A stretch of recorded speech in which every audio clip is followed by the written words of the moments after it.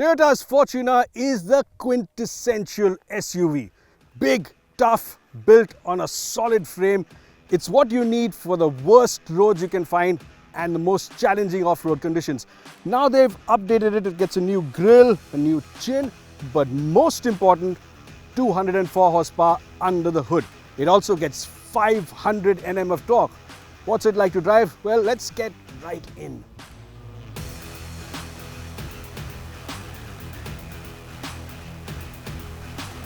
Toyota's made in India 2.8 litre GD diesel engine has been uprated to Euro 6 spec to help it meet our Bharat Stage 6 norms.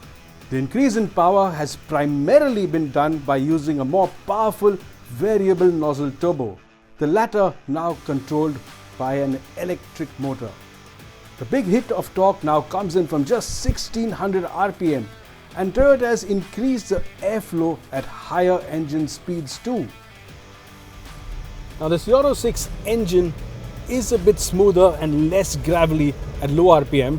It's more responsive when you put your foot down, and then really mash it down and you can feel that extra bit of performance, especially with the tachometer needle spinning at around 4000 RPM. There's plenty of grunt here. It certainly feels more refined. The throaty growl of the diesel is more muted, it feels smoother, and while the engine still feels a bit boomy at higher engine speeds, this one isn't quite as loud as the earlier car. The engine is also more responsive, and Toyota has now added an extra driver mode. This version now gets 3 instead of 2 modes: Eco, Normal and Sport. And what makes it even more enjoyable is that you have the Sport mode, which sort of sharpens up engine responses even more.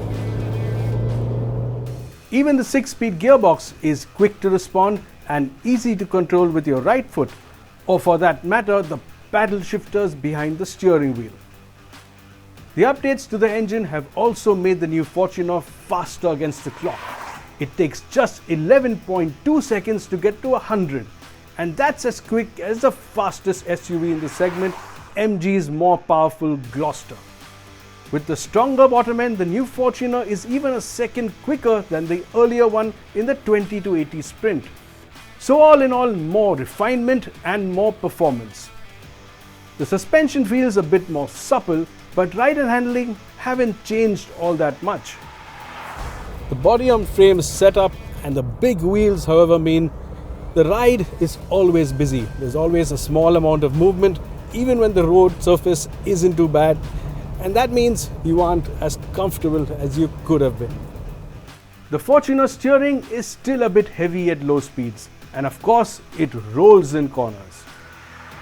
Now the one thing you have to expect on a body on frame SUV like this is a bit of body roll, and yes, in corners you can feel it leaning over, which sort of robs you of some of that confidence. But that's only to be expected. That said, it isn't unpleasant to drive on a highway. Now it is a big, heavy SUV, but the steering has a fair amount of feel.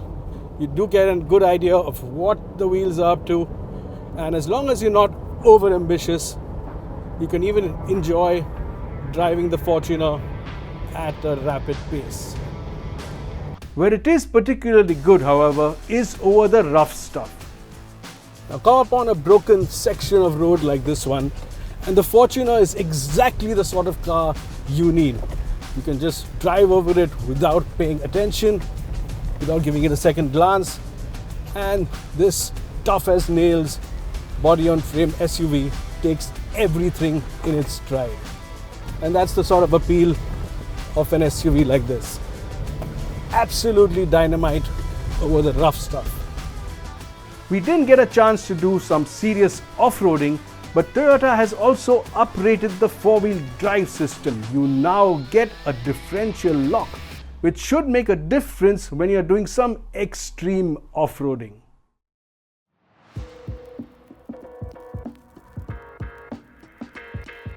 There's more kit on the inside, but not much else has changed. So no fundamental big changes to the cabin or to the design of the cabin, But you do get a larger 8-inch touchscreen with new shortcut controls. There's connected tech, you get cooled seats and a few other features. You get a premium JBL sound system with 10 speakers and a powered subwoofer, and it gets Apple CarPlay and Android Auto. The tough on the inside Fortuner, however, still lacks that important luxury feel. The plastics are still pretty hard, these buttons are pretty ordinary, and the quality feel you get in some of the Fortuner's competitors, well, that's just not there here. It is, however, pretty comfortable in the rear.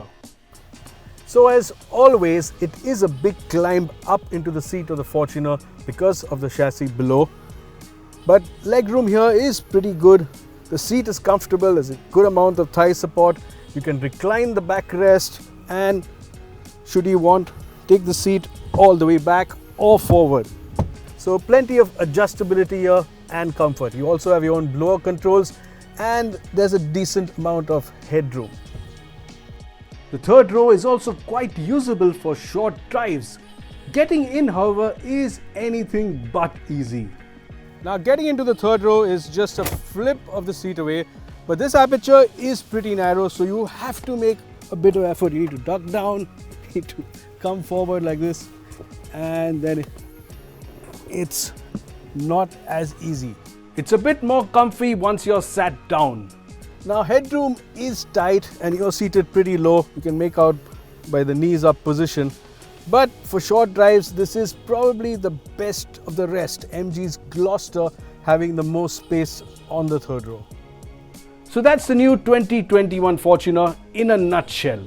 But wait, there's another. Now Toyota uniquely have a second Fortuner. This is a completely different nose and a completely different positioning. They call it the Legender. It's got more kit on the inside, but no four-wheel drive. So just what do you get on the Legender? Sharper looks for sure. That nose really does grab your attention. You get a two-tone finish on the outside, two-tone seats on the inside, ambient lighting, wireless charging, a USB port at the rear, and even a kick sensor for the hatch at the rear. None of these features are importantly on the regular Fortuner.